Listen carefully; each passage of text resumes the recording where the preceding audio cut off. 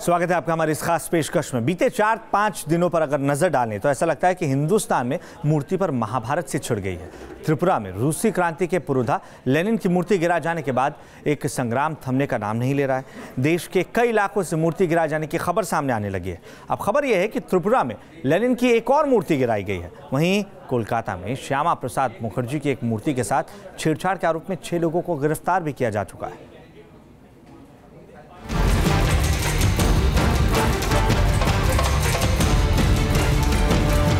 देश में मूर्तियों पर महाभारत। मूर्ति कांड पर सुलग रहा है त्रिपुरा। कोलकाता भी पहुंचा मूर्तियों का संग्राम। देश में मूर्ति तोड़ने पर विवाद गर्माता जा रहा है। त्रिपुरा से लेकर कोलकाता और तमिलनाडु तक मूर्ति तोड़ने और उनको नुकसान पहुंचाने का मामला सामने आ रहा है। त्रिपुरा में लेनिन की दूसरी मूर्ति तोड़े जाने के बाद हड़कंप मचा हुआ है, तो पश्चिम बंगाल की राजधानी कोलकाता में श्यामा प्रसाद मुखर्जी की मूर्ति को तोड़ने का मामला सामने आया है। वहीं तमिलनाडु में भी पेरियार की मूर्ति को नुकसान पहुंचाया गया। त्रिपुरा में चुनावी नतीजे आने के बाद से शुरू हुई हिंसा का दौर थमने का नाम नहीं ले रहा। सूबे में सत्ता बदलने की आहट आते ही मार्क्सवाद के प्रतीक लेनिन की मूर्तियों पर बुलडोजर चलाए जाने लगे। बेलोनिया में लेनिन की प्रतिमा को उपद्रवियों ने गिरा दिया। आरोप है कि उपद्रवियों ने बीजेपी की टोपी और भगवा टी शर्ट पहन रखी थी। तस्वीरें भी इसकी तस्दीक कर रही हैं। इतना ही नहीं, आरोप है कि बेकाबू लोगों ने लेफ्ट के दफ्तर में भी तोड़फोड़ की। पार्टी दफ्तरों में टूटी पड़ी कुर्सियां और बिखरे सामान हिंसा की गवाही दे रहे हैं। उपद्रवियों का उत्पात यही नहीं रुका।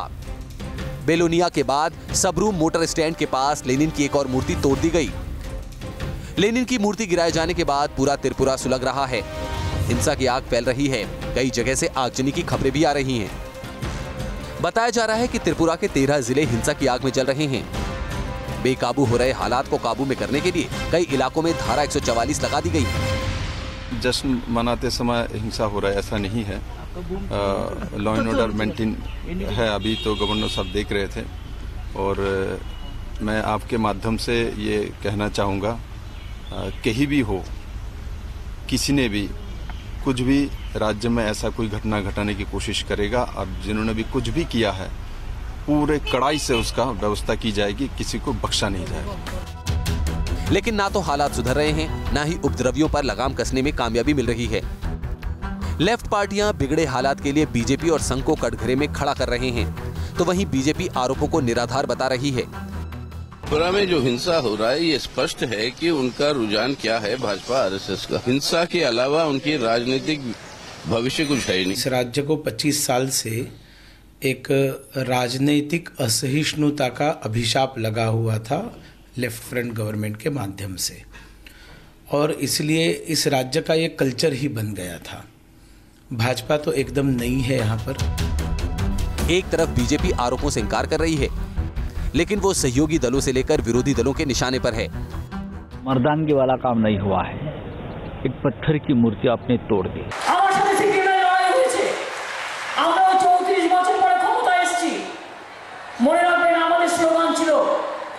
বদলা নয় বদল চাই। তাই সিপিএম এত অত্যাচার করার পরেও আমরা কিন্তু পিঁপড়ের ডিমের মতো অত্যাচার ওদের উপর করিনি। त्रिपुरा में बीजेपी पहली बार सरकार बनाने जा रही है। वहां के बिगड़े हालात को सुधारना सूबे की विप्लव देव सरकार के लिए अहम चुनौती होगा। सूबे के बिगड़े हालात ने केंद्र सरकार से लेकर बीजेपी नेताओं के माथे पर बल ला दिए हैं। मामले की गंभीरता का अंदाजा इसी बात से लगाया जा सकता है कि खुद पीएम नरेंद्र मोदी ने बयान जारी कर अपनी नाराजगी जताई है। Team news nation. मामला शुरू हुआ त्रिपुरा से और उसके बाद तमिलनाडु के वेल्लूर जिले से भी मूर्ति को नुकसान पहुंचाने की खबर सामने आई। यहां पेरियार की मूर्ति को नुकसान पहुंचाने जाने की खबर के बाद मानो हंगामा मच गया। डीएमएम और लेफ्ट कार्यकर्ता सड़क पर उतर आए। प्रदर्शन कर रहे लोगों को घसीटती पुलिस। प्रदर्शनकारियों को जबरन सड़क से हटाते पुलिस के जवान। सड़क पर संग्राम की ये तस्वीरें तमिलनाडु की राजधानी चेन्नई की हैं। मूर्ति पर गरमाई सियासत के बीच लेफ्ट कार्यकर्ता अपना विरोध जताने सड़क पर उतरे। धीरे धीरे प्रदर्शन कर रहे लोगों की तादाद बढ़ने लगी और वो बीजेपी दफ्तर की तरफ कूच करने की कोशिश करने लगे। जब पुलिस ने उन्हें रोकने की कोशिश की तो वो पुलिस से भिड़ गए। इस दौरान पुलिस और प्रदर्शनकारियों में खूब कहासुनी हुई। पुलिस अधिकारियों ने उन्हें समझाने की कोशिश की, लेकिन जब वो नहीं माने तो प्रदर्शनकारियों की गिरफ्तारी शुरू कर दी गई। चेन्नई में एच राजा के विरुद्ध में यहाँ पे विरोध प्रदर्शन किए जा रहे हैं। आप देख सकते हैं कि लेफ्ट पार्टीज के कुछ विंग्स यहाँ पे इनफैक्ट रोड रोको कर रहे हैं, रोड रोको स्टेज कर रहे हैं। यहाँ पे उसको पुलिस पीपल इनफैक्ट लेडीज और जेंट्स जो भी प्रोटेस्टर्स हैं उनको इनफैक्ट बस में ले जाया जा रहा है, उनको डिटेन किया जा रहा है। पुलिस की टीम तब तक एक्शन में रही जब तक कि सभी प्रदर्शनकारियों को हटा नहीं लिया गया। चेन्नई में एच राजा के फेसबुक पोस्ट के विरुद्ध में यहाँ पे प्रदर्शन किए जा रहे हैं और इमीडिएटली प्रदर्शनकारियों को डिटेन किया जा रहा है। महिलाएं, पुरुष और बच्चों के साथ एक महिला बच्चे के साथ उनको डिटेन किया जा रहा है। आप देख सकते हैं कि जो भी प्रोटेस्टर्स आए थे प्रोटेस्ट करने के लिए बच्चों के साथ इनफैक्ट आप देख सकते हैं, देखिए एक महिला, एक पुलिस वुमन एक बच्चे को उठा के उसके पेरेंट के पास ले जा रही है। तमिलनाडु में मूर्ति से छेड़छाड़ पर सियासत शुरू हो गई है। कुछ अराजक तत्वों ने वेल्लूर जिले में पेरियार की मूर्ति के साथ तोड़फोड़ की। बताया जा रहा है कि रात के अंधेरे में 2 लोग मूर्ति तोड़ने की कोशिश कर रहे थे, जिन्हें डीएमके कार्यकर्ताओं ने रंगे हाथ पकड़ लिया। उसके बाद हंगामा शुरू हो गया। आनन फानन में पुलिस को सूचना दी गई। मौके पर पहुंची पुलिस ने दोनों आरोपियों को गिरफ्तार कर लिया। गिरफ्तार लोगों में से एक को बीजेपी नेता बताया जा रहा है। एक उनके फिलॉसफी के खिलाफ या उनके आइडियोलॉजी के खिलाफ अगर कोई सोशल रिफॉर्मर है तो उसकी मूर्तियां तोड़ दो, उसको निकाल, ये अच्छी बात नहीं है, हम कंडम करते हैं। पेरियार की मूर्ति से छेड़छाड़ के बाद सूबे की सियासत में भूचाल आ गया है। जहां एक तरफ लेफ्ट ने पहले ही बीजेपी के खिलाफ मोर्चा खोल रखा है, वहीं दूसरी तरफ डीएमके भी घटना के विरोध में प्रदर्शन कर रही है। इस बीच इस विवाद में एक्टर से नेता बने कमल हासन भी कूद पड़े। उन्होंने प्रेस कॉन्फ्रेंस में बीजेपी पर तीखा हमला बोला। हसन ने बीजेपी पर तंज कसते हुए कहा कि पेरियार की मूर्ति को बचाने की जरूरत नहीं है, बीजेपी नेता एच राजा को प्रोटेक्ट करें। काम ऐसा किया है वो निंदनीय है और उसको हम बिल्कुल कड़े शब्दों में विरोध करते हैं। बीजेपी इस मामले में बुरी तरह घिर चुकी है, क्योंकि पेरियार की मूर्ति को नुकसान पहुंचाने की घटना पार्टी नेता एच राजा के एक फेसबुक पोस्ट के बाद हुई है, जिसमें उन्होंने लिखा था कि त्रिपुरा में जिस तरह लेनिन की मूर्तियां तोड़ी गईं, एक दिन तमिलनाडु में उसी तरह पेरियार की मूर्तियां तोड़ी जाएंगी। विवाद बढ़ने के बाद उन्होंने अपना पोस्ट डिलीट कर दिया था।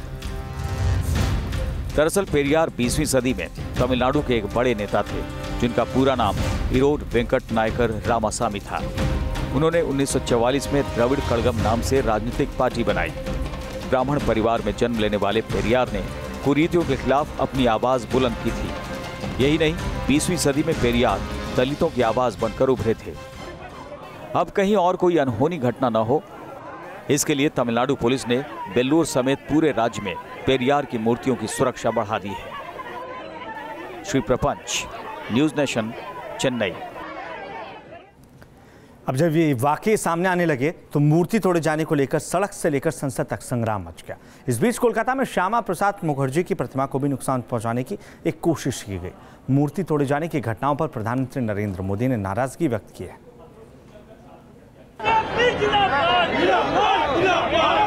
हंगामा, नारेबाजी और विरोध प्रदर्शन। तस्वीरें कोलकाता की हैं, जहां बीजेपी कार्यकर्ताओं का हुजूम सड़क पर उतरा और श्यामा प्रसाद मुखर्जी की मूर्ति को नुकसान पहुंचाए जाने की घटना पर विरोध जताया। इस विरोध प्रदर्शन में बीजेपी की महिला कार्यकर्ताओं ने भी हिस्सा लिया। दरअसल पश्चिम बंगाल की राजधानी कोलकाता में श्यामा प्रसाद मुखर्जी की एक मूर्ति को नुकसान पहुंचाया गया। ये घटना क्योर ताला की है, जहां श्यामा प्रसाद मुखर्जी का अंतिम संस्कार किया गया था। चश्मदीदों के मुताबिक कई लोग सुबह यहाँ पहुंचे।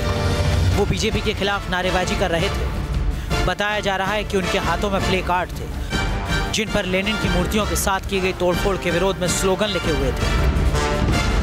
इन लोगों ने श्यामा प्रसाद मुखर्जी की प्रतिमा को नुकसान पहुंचाया और मौके से फरार हुए। इस खबर के सामने आने के बाद हड़कंप मच गया। पुलिस फौरन हरकत में आई और 6 आरोपी छात्रों को गिरफ्तार कर लिया गया। त्रिपुरा में लेनिन और तमिलनाडु में पेरियार की प्रतिमा से तोड़फोड़ के बाद कोलकाता से आई इस घटना की गूंज दिल्ली तक सुनाई दी।